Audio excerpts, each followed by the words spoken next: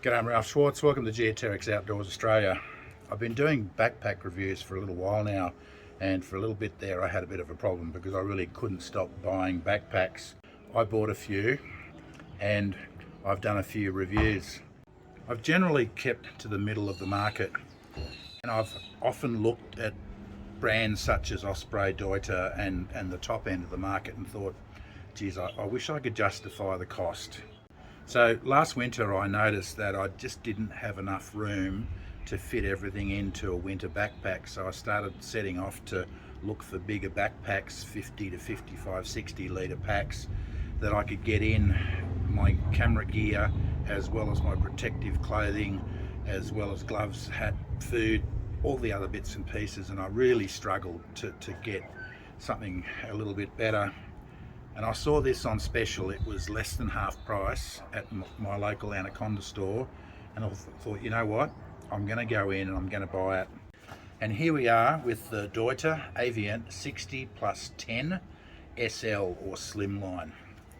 And the reason I got the SL, because it's the best all-rounder for everyone. Anyone can throw this on. It's going to be the best possible fit for everyone. The other reason too that I prefer an SL is because how slim it is. A regular Deuter would be out here. A slimline just gives me the ability to be able to pack gear on the side and not have an issue. So first impressions are an exceptional build quality. Where before, like I said earlier, I've been concentrating on the bottom to the middle of the market. I've never really owned one of these expensive ones. I've looked at them. I've gone to the various backpacking stores in not only Canberra but Brisbane and Sydney and all over the place, and seen the top quality. Seeing it up close and starting to put gear inside it, you soon start to see where the value is. So what we've got here, the quality is in a different league, similar to the bottom end of the car market, Toyota and various things, and you start to look up at BMW, Audi and Mercedes. The league is completely different.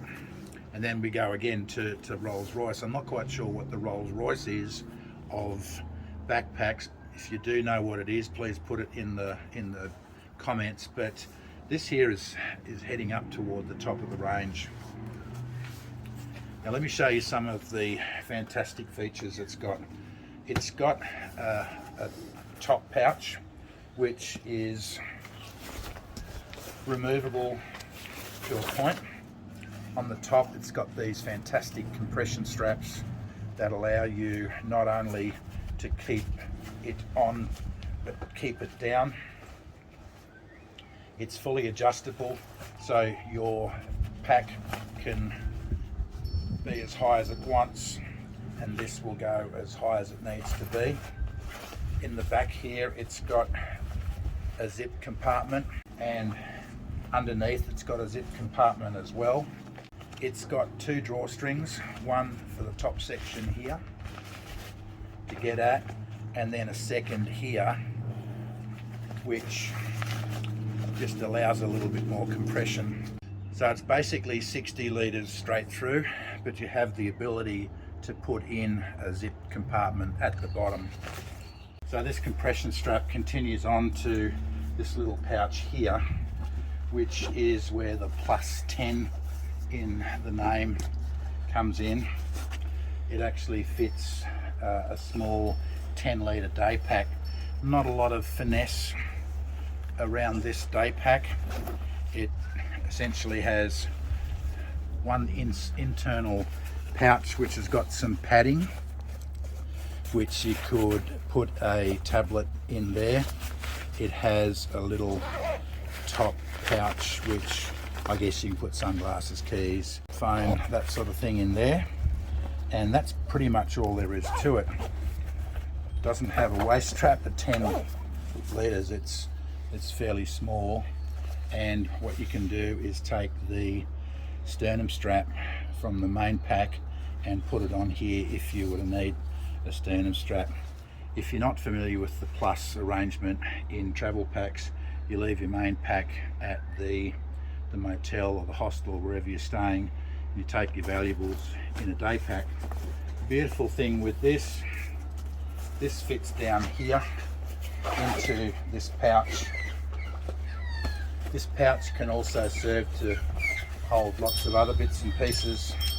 If you were if you're going to take this into the field and take it as a backpack for backpacking as opposed to traveling, you can put all your stuff in there, whether it's in the bag or just use the space. So you have that, and you have a couple of these beautiful compression straps to keep everything tight, and then the top comes down and closes off, so you can have waterproofing. Basically this is a waterproof material, and the whole thing comes together and it's nice and compact. But what I was getting to earlier, the difference between a backpacking backpack and a travel backpack generally is the ability to unzip. Now, I don't mind a top-down stuff bag, but I prefer to have a zip to get at stuff, especially when you get to where you're going. If you've got your bag set up, you can hang this on a tree, on a rope, whatever you want to do. Get it up out off the ground and grab tarp, tent, anything out of there. If you've got poles down the side, you can grab those easily. It also has the bottom separate compartment that you can zip here, or you can make straight through. I like to have it separate. I'll just zip this up. The other big feature with travel packs is the way they actually travel and the arrangements. What this has got is a cover in here, and it's a transport cover, and it acts as a waterproof cover as well. The whole thing can zip up and become a travel sack, like a duffel. It's not pretty, not really symmetrical, but the whole idea is that nothing here other than this strap and the top strap have the potential to snag any of the moving parts in an airport or offer you any issue. Oh, and it's even got an address label. What you can also do is unzip this and only put half on as a rain cover, which is really a fantastic feature. So the back of my backpack is encased in a rain cover, so I love that feature. And it's also got a drawstring to just keep things a little tidier.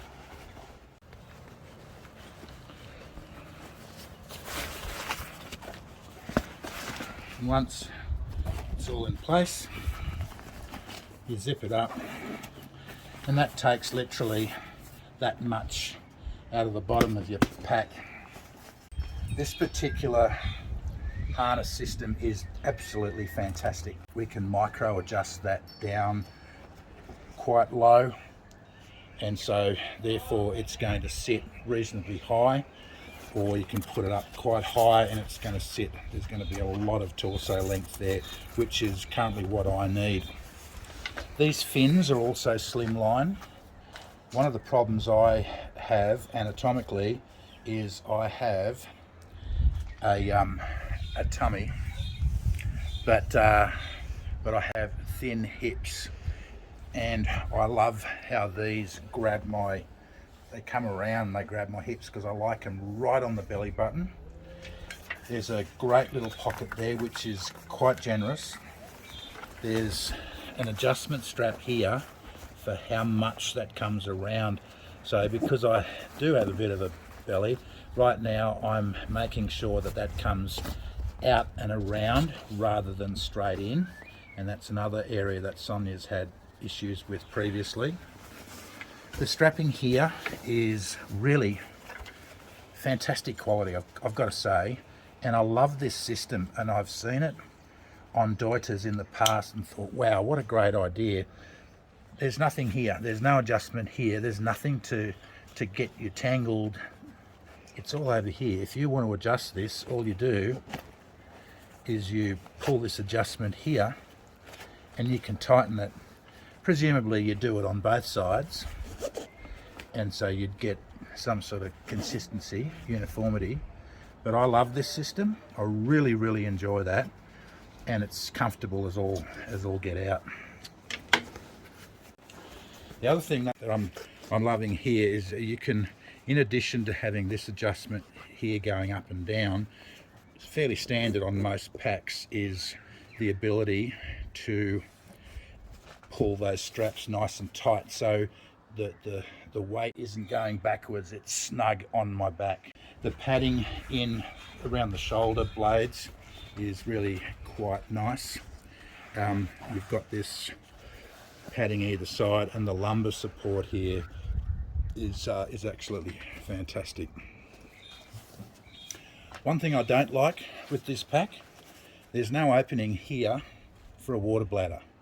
Now, given that this is the Aviant Voyager, it's actually a travel pack. It's good enough to be used as a hiking pack. Problem is, if I wanted to have any sort of hydration bladder, which I've got several, I'd have to put them in the top pack here. There's nowhere in here where this comes out, because this seals off completely for travel. Okay, so that's one downside. This sternum strap is actually, I'm really enjoying this because it goes right up. And in the case of Sonia, she doesn't like the sternum strap too low because it interferes with the girls, as she calls them.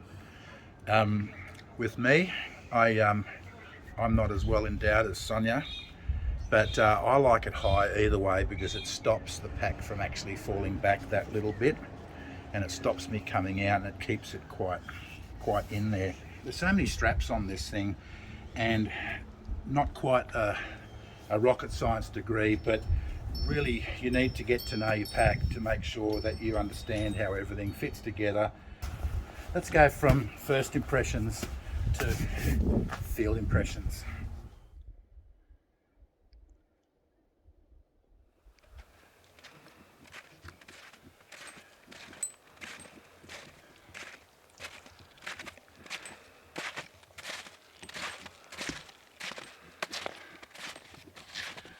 So what I'm getting here, I've got almost the whole pack on my shoulders, and I probably have about 5 kilos in here, close to 10 pounds, and I'm really quite happy with the performance of this pack. For the money I paid for this, and albeit I only paid half price or less than half price, I'm thrilled with my investment. That little bit in the field showed me that this was the pack that I've been looking for quite some time. It's got the size and the configuration that I'm looking for, and it's helpful to outdoor filming as well as outdoor recreation. I love it.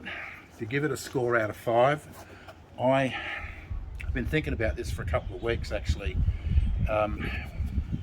since I took it out into the field. I'm going to give it a 4.75 out of 5. That's how impressed I am with this pack, with its volume, with its configuration, and simply that it can very quickly go from fitting Sonia to fitting me and fitting anyone else in the household. 4.75 out of 5. Hey, if you've enjoyed this video, please subscribe to the channel, please give us a thumbs up, please share it with your friends, and thanks for watching.